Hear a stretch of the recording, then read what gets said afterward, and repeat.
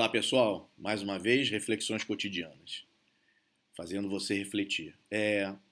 Tem uma coisa que eu realmente detesto e que se chama fake news. Bom, outro dia andou circulando aí uma informação de que 66% dos casos de Covid em Nova York vieram de pessoas que estavam em casa. Eu achei isso meio estranho e resolvi investigar, não é? Apesar de ser um defensor ferrenho do isolamento, que eles chamam de isolamento vertical, né? Eu mesmo assim fui investigar o que era isso. E aí eu achei uma entrevista do governador de Nova York explicando a situação, não é?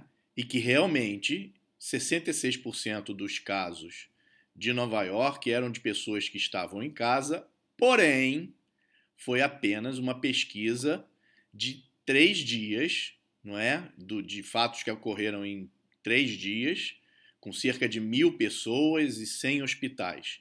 Então, não significa que todos os casos de Nova York tinham essa porcentagem de pessoas pegando o vírus mesmo estando em casa, ok? Então, eu tive o trabalho de pegar essa entrevista, coloquei legenda e vou dispor para vocês aqui, para vocês poderem ver que não é, a coisa é meia verdade. E eu não gosto nem um pouco de meia verdade, não é? Eu acho que a gente tem que apresentar a coisa como ela é, não é? Poderia ter se dado a notícia dizendo assim, olha, mesmo depois de fechado todo o comércio e o estado de Nova York dizendo às pessoas para ficarem em casa, ainda assim, não é? Em 3 dias, cerca de 1.000 pessoas, 66% dessas pessoas pegaram o vírus mesmo estando em casa. Bom, vejam aí, não é? O vídeo e reflitam. Esse aqui é o objetivo do nosso programa. But before we look for answers, let's make sure we're all understanding the same question, right? And the question here is not, do we open or reopen the society? When do we reopen? We have to reopen the society. You know, it's like asking, when do you start breathing? You have to breathe, right? The economy must function. People need incomes. The economy has to work. The state needs revenues. People have to be able to live their lives. You have to be able to get out of the house. You have to be able to see friends. You have to be able to see family. So it's not a question of do we reopen. It's a question of how we reopen. That's really the question that we have to grapple with and that we're dealing with in New York.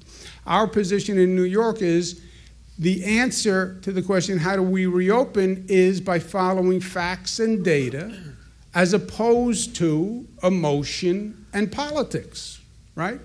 Everyone has emotion. I want to go back to work today. I want to go see my family today.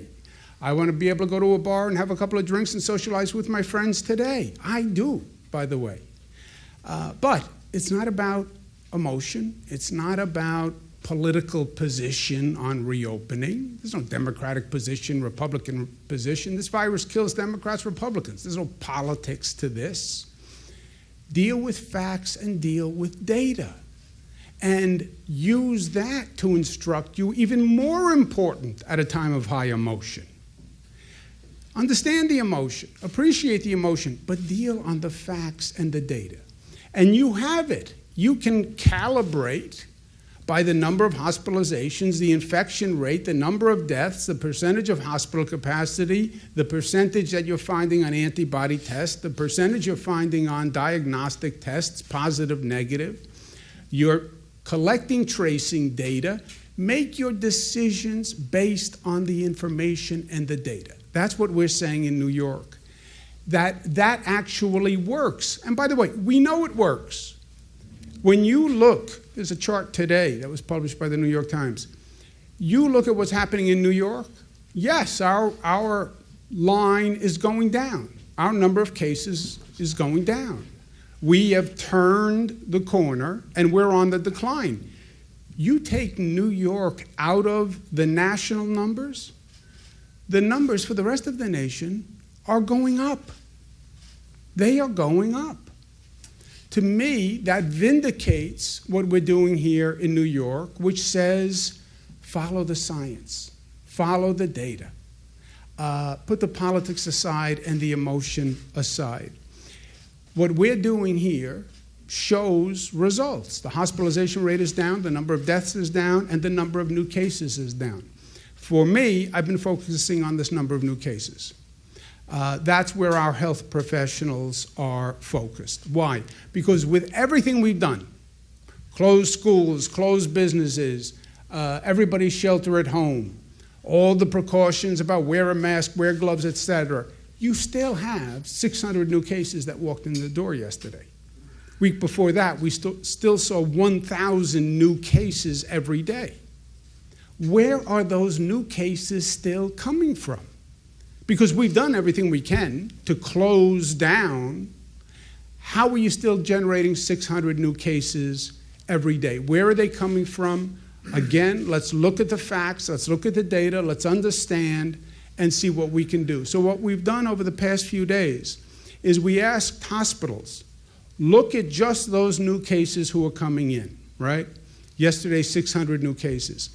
Where are those people coming from, and what can we learn from those people to further target and refine our strategy? Higher percentage male, 52-48. We don't know exactly why, but the virus doesn't discriminate generally. And a very high percentage comorbidities, which is what we've been talking about and which we understand, which is not a surprise. This is a surprise. Overwhelmingly, the people were at home, where there's been a lot of speculation about this. A lot of people, again, had opinions. A lot of people have been arguing where they come from and where we should be focusing. But if you notice, 18% of the people came from nursing homes. Less than 1% came from jail or prison. 2% came from the homeless population. 2% from other congregate facilities. But 66% of the people were at home, which is shocking to us. Disproportionately older. But by the way, older starts at 51 years old. I'm a little sensitive on this point. But if older starts at 51 years old, then that's a large number of us old folk in this state, in this country. So that whole vulnerable population being old, well, old is now 51 and up. So think about that. 60 to 70, 20%, 70 to 80, 19%. But 51 years old is old. Okay. Then I am very old. Transportation method, we thought maybe they were taking public transportation, and we've taken special precautions on public transportation, but actually no, because these people were literally at home. 2% took car services, 9% were driving their own vehicle. Only 4% were taking public transportation, 2% were walking. 84% were at home, literally. Were they working? No. They were retired or they were unemployed. Only 17% working. So that says they're not working, they're not traveling, they're predominantly downstate, predominantly minority, predominantly older, predominantly non-essential employees, and that's important. We were thinking that maybe we were going to find a higher percentage of essential employees who were getting sick because they were going to work, that these may be nurses, doctors, transit workers. That's not the case. And they were predominantly at home. So, now that's only 3 days. That's just about 100 hospitals, 1,000 people. But it reinforces what we've been saying, which is much of this comes down to what you do to protect yourself. Everything is closed down. Government has done everything it could. Society has done everything it could. Now it's up to you. Are you wearing the mask? Are you doing the hand sanitizer? If you have younger people who are visiting you and may be out there and may be less diligent with the social distancing, Are you staying away from older people, older starting at 51, by the way?